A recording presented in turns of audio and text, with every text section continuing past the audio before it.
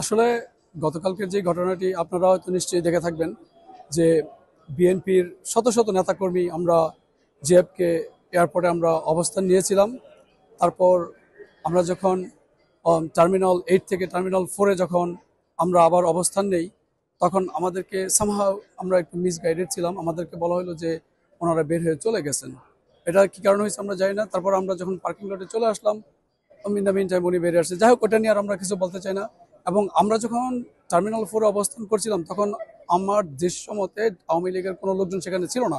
যারা ছিল তারা একটা কাইন্ড অফ চোরাগুপ্তা টাইপের অপরিচিত লোকজন সেখানে, তারা হয়তো বা ভাড়া করে এনে বা অন্য কোথাও থেকে এনে তারা এই কাজগুলো করছে। এখানে নিউ ইয়র্কের বা যুক্তরাষ্ট্রের আমাদের পরিচিত আওয়ামী লীগের ওরকম ফেস কেউ ছিল না। যাই হোক, সেটা নিয়ে আমি আর কোনো কথা বলবো না।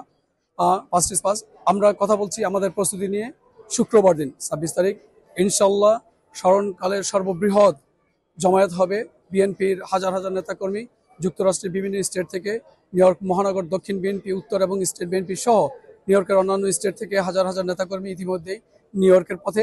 আমরা আমাদের প্রস্তুতি এরকম পর্যায়ে যে আওয়ামী ফেসিবাদের কোনো দোসর আমরা সেদিন ইউনাইটেড নেশনের সামনে তাদেরকে দাঁড়াতেই দেব না ইনশাল্লাহ। এই হচ্ছে আমাদের